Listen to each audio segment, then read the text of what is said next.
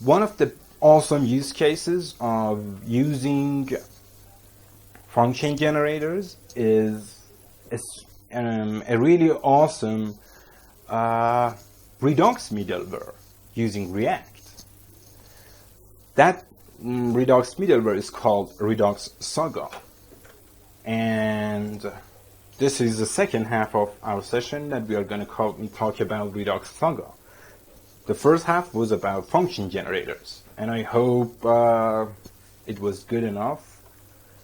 And now here, this is all we have to do. We have to install Redox Saga like this, and we could just,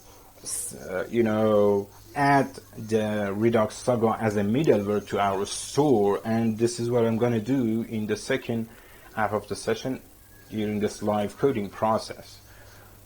Okay, before I start, let me close everything from here and open this application and ask if anyone has any questions.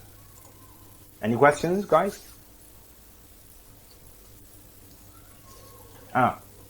Nope. Awesome. Okay. Great. Now, let's see how we could do this. Let's go to the terminal. Let's cd back and go to the user. This user management app, this is exactly the same application that we use in our first session to cover Redux Saga, and this is actually the same that we use in the third session to talk about Redux middlewares. Now we are going to add a new middleware to this, and that middleware would be Redox Saga. So just to have a quick look, we have this RC folder, and this code, by the way, this application is has been scaffolded using React Starter Kit. So everything to set up a Redux middleware, everything goes right into the point that you configure your store. And we usually have a file like store.js or configure store.js, and this is what I have. So these two middlewares that I have here, before logger middleware and after logger middleware, are those middlewares that we created at our, third session when we were covering Redux middlewares. Now what we are going to do is to add a new middleware. So the first middleware that you see is Redux Saga, which allows us to create action creators like like this. This is how you could use Redux Saga. It allows you to create action creators or functions like functions which return a function, and these functions receive the first argument would be the dispatch, and but this dispatch is a new dispatch which has a Redux Saga in it. Now that's why all we have to do is just to create our scenario like this. So now if we use Redux Saga, we no longer use Redux Saga, or we could use them both at the same time. That's what I'm going to do here. I'm going to just change one piece of this application. Or if you want to see how this works, let's just call this npm start. While it's running, let's open a new tab and go through this step by step. npm install.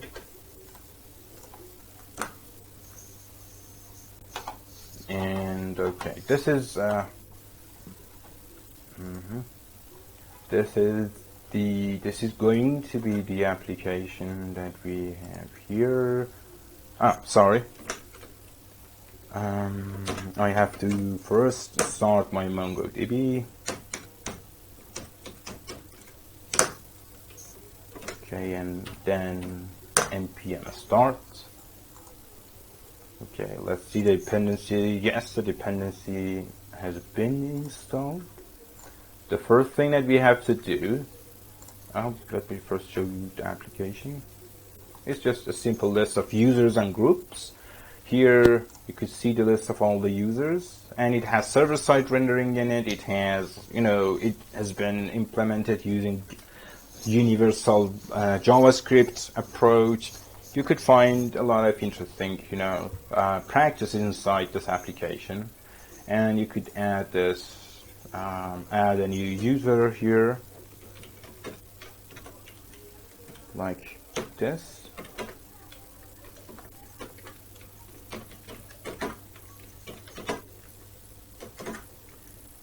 Or let's just save it.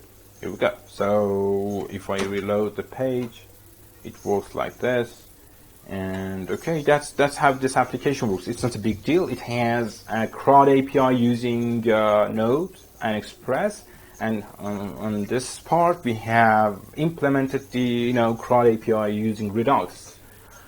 The CRUD API, the front end part of that CRUD API. So now what I'm going to do here is just to these console logs that we have here, workshop before middleware, is the middleware that we have added right here. We could remove, comment them out just to have a cleaner console log.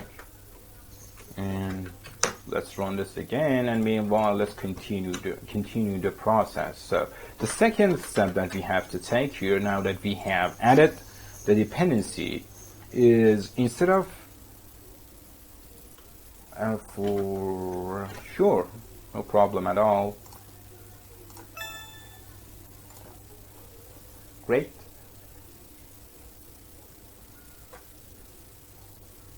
Of course. So by the way, you could find the video of this session on YouTube, on my YouTube channel, and my YouTube channel is JavaScript Mentor. Great. So you are not going to miss the second, the other part of the session. You could go and take care. So, have a great day. Bye. So, for those of you who haven't yet subscribed, so JavaScript Mentor. This is the YouTube channel address. Right, that's exactly the one.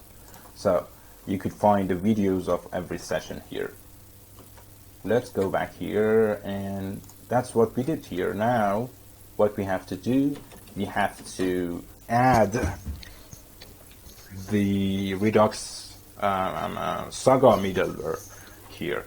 So the way that we could do that is, actually I have cheated. I have done this before, and that's why instead of, I want to do this fast. That's why I'm going to cheat here and go back to my other branch, which has already this part. So, but the important part is that we have to do this step by step to understand the whole process. Configure store. So what we have to do first, of course, we have to, instead of creating actions now here using Redux Func, we could create a new folder called Sagas. And inside the Sagas, we could create this index.js file similar to our reducer that we have a combined reducer. Saga has a root Saga. Allows us to have a root Saga. So this is the root, excuse me. This is how you could set up the, root of all your Sagas. So now, so far we don't have any Sagas. This is how you could set up this.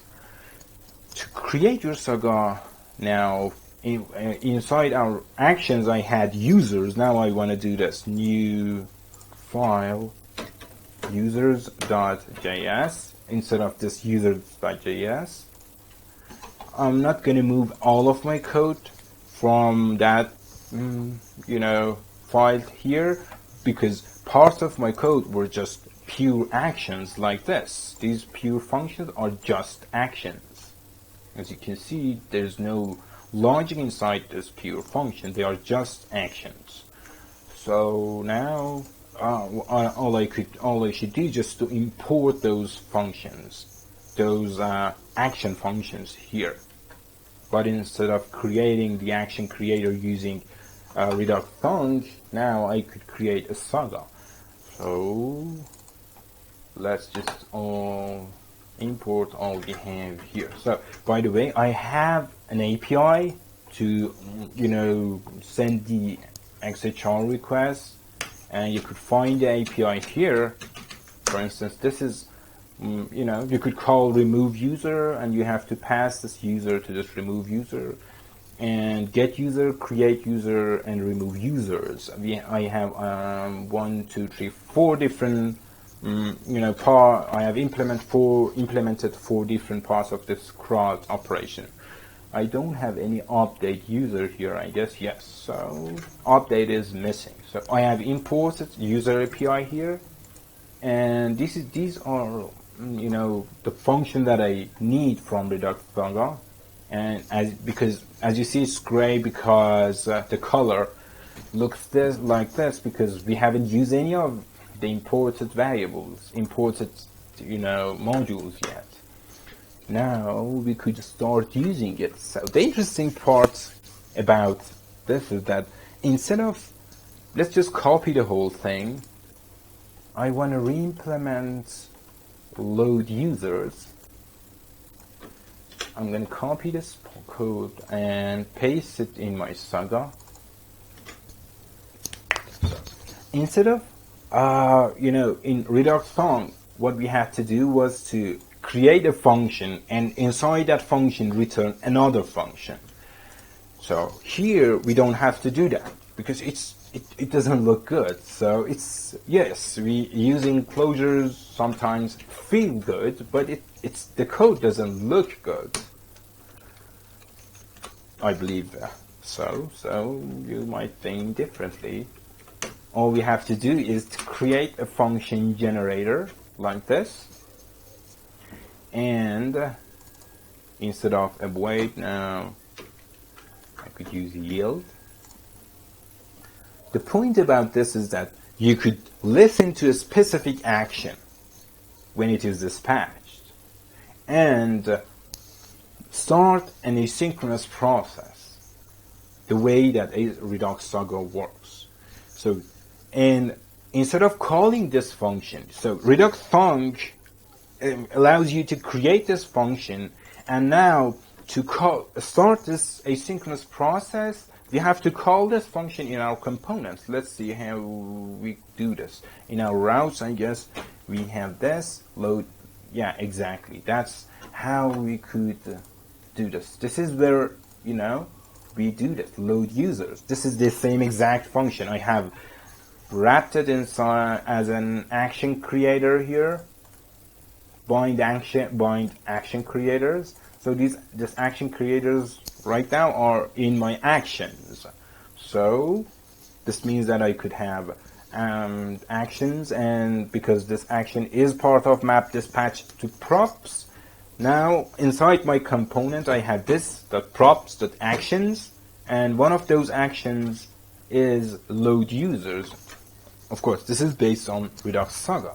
So now it's similar to creating, a util function in your utility, and then call that function, and that function is gonna, start the whole asynchronous workflow. But using Redux Saga, you don't have to create that function like this. All you could do is just to listen to a specific action to be dispatched, and then attach a function generator to that.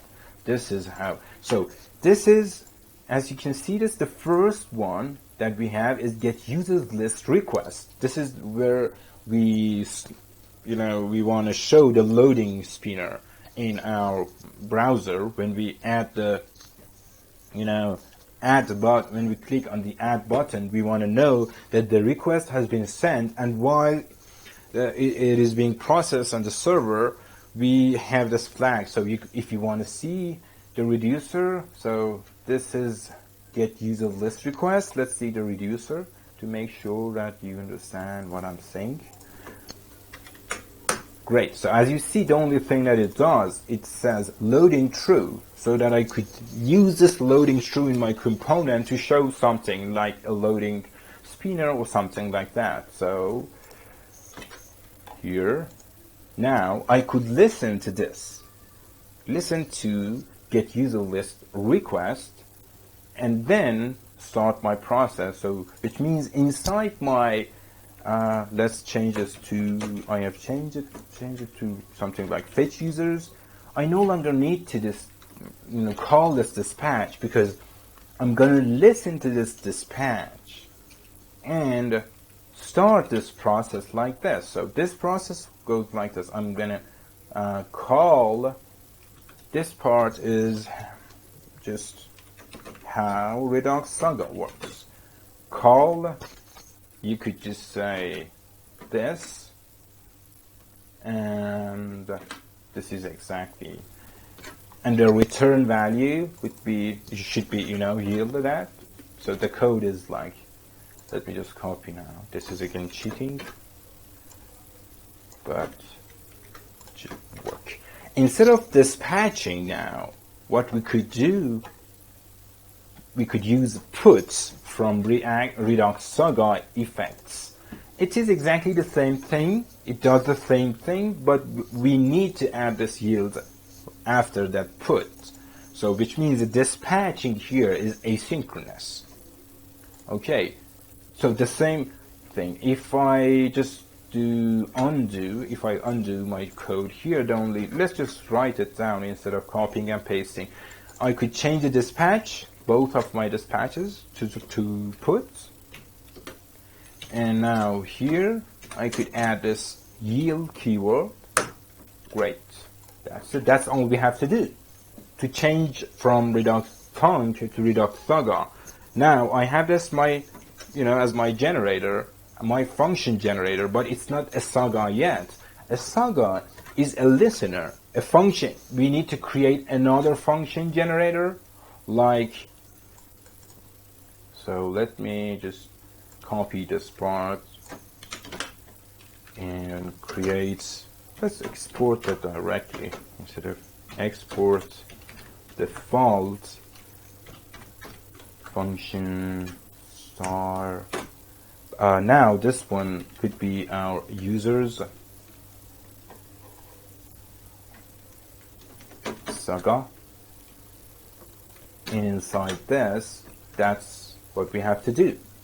Take latest, get user list request. This is exactly the same action type that, if you remember, the first dispatch that we had and I removed from the first line of our function, it was the same thing. So this is the point that you could say, okay, I'm going to listen to get user list request, but just, it's really interesting. Take latest one, not every, which means if you call this, if you dispatch this action like multiple times in parallel, it's and let's say the first process is not finished yet, and then you call this dispatch again, this take latest is gonna get the latest always. So it's not gonna actually call all of them in parallel. So if you want to do this, you have to use take every. For our case, this works the same, but because take latest is safer in some sense, because I don't want my developers or the developers who are using my sagas to be able to dispatch this action in parallel multiple times, because I have one single source of truth in my Redox store, and it doesn't make sense to request for the same thing and to send multiple XHR requests over the network to get the same results. So that's why take latest makes more sense here. Now we have our first actual official saga. So yes, I guess now we could just remove this. Great. And we have already exported this. go back to index, import our user saga, and this is the root saga. Just let's take a look. Again, the root saga is a function generator that you could yield on this. This all is similar to promise.all, but you have to import that from Redux Saga effects. And now you could pass how many, saga that you need in your application inside this array.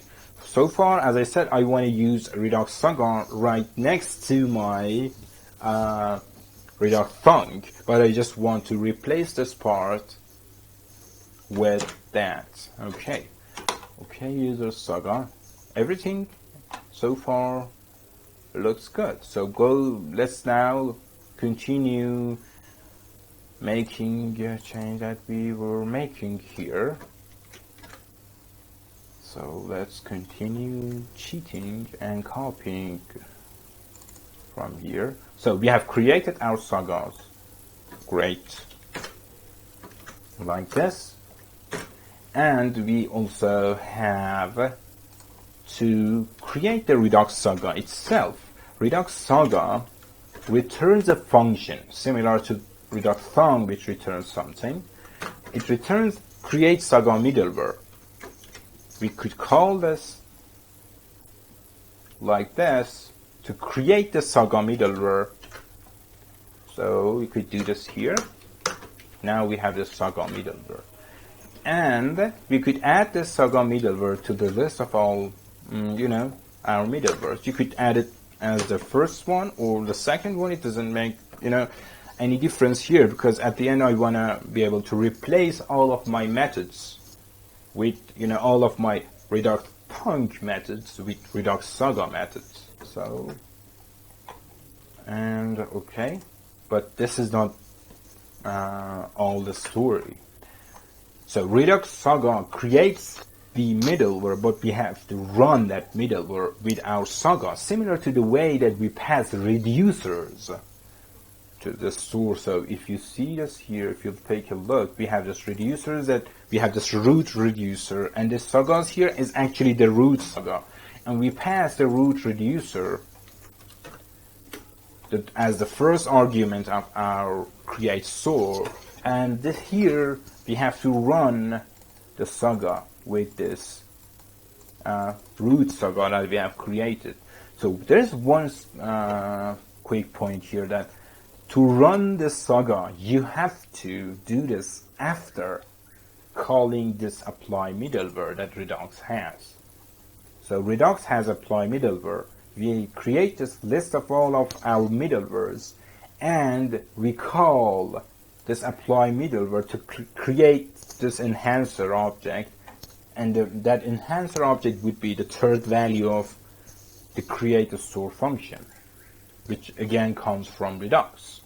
So far, so good. So you have to do this first and then run the sagas. So this is an important point. If you don't do this, you're going to see, an exception thrown in your console.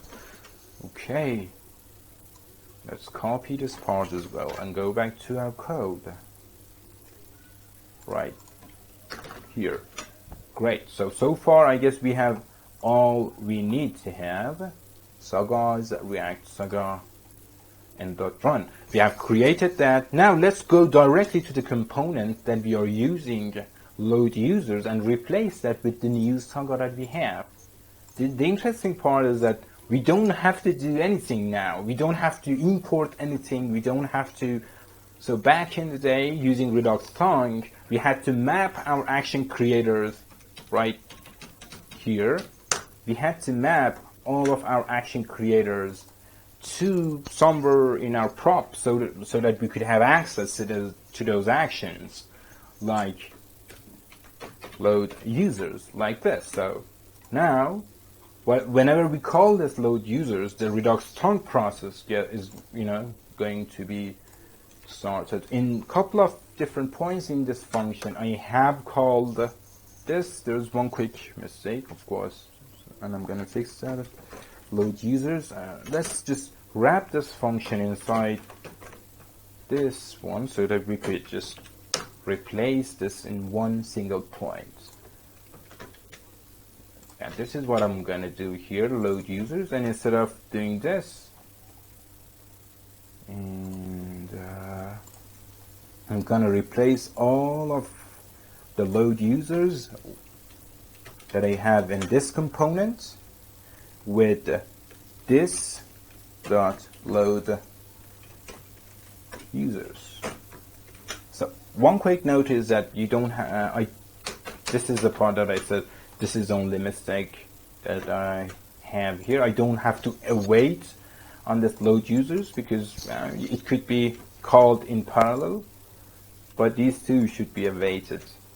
This is not something that is related to this workshop though. So now I have just, so far everything is just the same as before.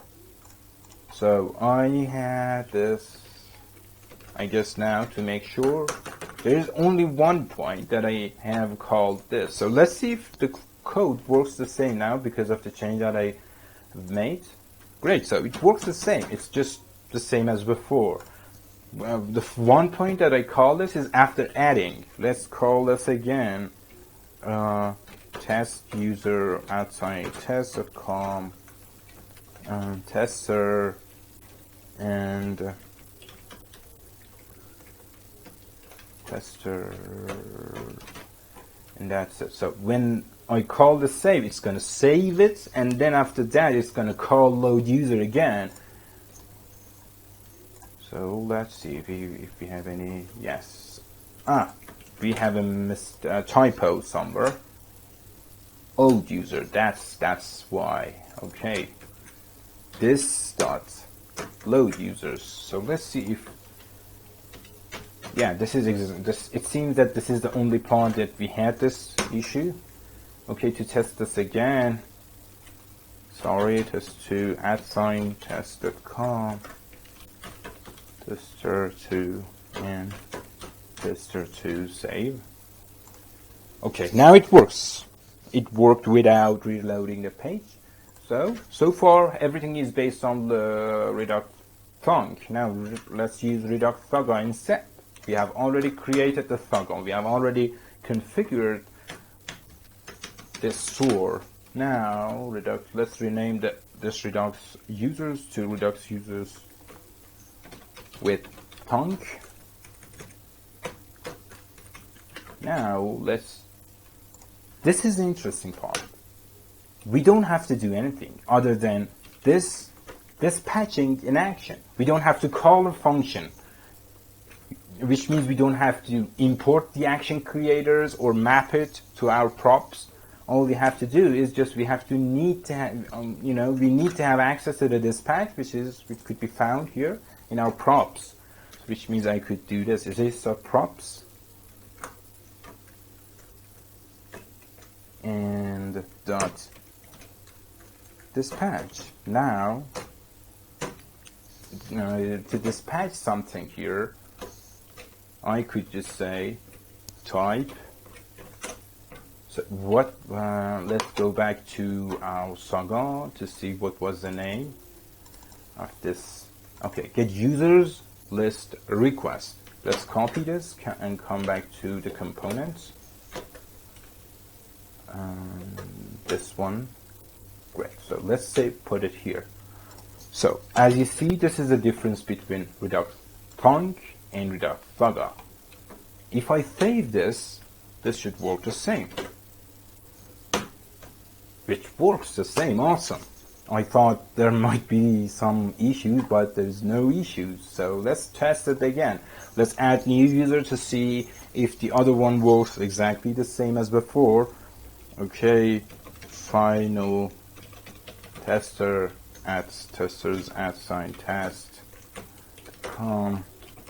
final user testers and save. Great, it works exactly the same. It loads the list of all the users without us having to call this load users. This is exactly where I believe that we could have a much cleaner code, because this is much closer to the Flux design pattern. Because in Flux, what we have in mind is that dispatching is something that should start the whole process. So, but Redux Punk here adds something which is not that great, I believe, because we have to import all of these actions in our components. Now, using this scenario, our actions could be just, our sagas could be all in the sagas directory without us having to import them in our components. And all we have to do is just to put our components separately also and just dispatch those actions like this. That's it. So, of course, if you want to debug, it's not a bad idea. The final part of the session is just to debug this. Let's add a debugger here to see if it comes here. To see, let's do something interesting. Let's just save this. So what was that? API call equals this. This is the API call, and I'm gonna just console log that so that we could see what is going on under the hood. Now, this is what we have to pass on the right side. This is, if you remember, the way that yield worked was like this. We had, in our example, we had yield 10, and now here we have yield API call, which means this is the value that we pass to the outside. When .next is called, this is the value that you could see inside that object, which had done with the value of false, and value equals whatever we have here inside this, instead of API call. So let's just say do API call. Okay, great. Now we have this list as well here. This is the results. So list, and that's it. This is all I wanted to do. Just let's add another debugger here, and let's clear everything, and go back here, clear all this, and reload the page. I guess the debugger won't work because of the source map issues, so let's just find the application, and what was the name? Users inside. Okay, where were we? We were inside the sagas slash users right here. Last API call, and we are already here. test10@test.com.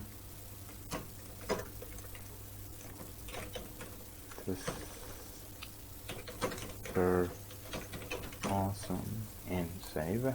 Here we go. We are here. The new user has been added. Now we want to load the new list of all the users. So let's add a breakpoint. So we already have another one.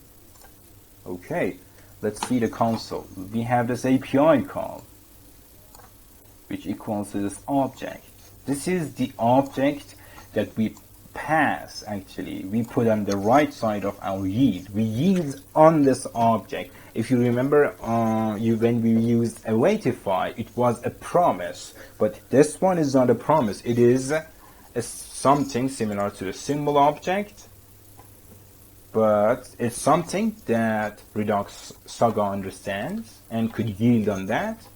But the list here is the actual list of the new users, and the fifth one would be exactly this one. And the last name is awesome. This ID is the unique ID of the user which has been inserted to the MongoDB just right now. And that's it. This is how it works, and I believe this is all we needed to know about Redox Saga, and this was all I wanted to share with you guys on this session. I hope you enjoyed this session. I tried my best to give you, to make it up to you because of the delay that I had in the past couple of days.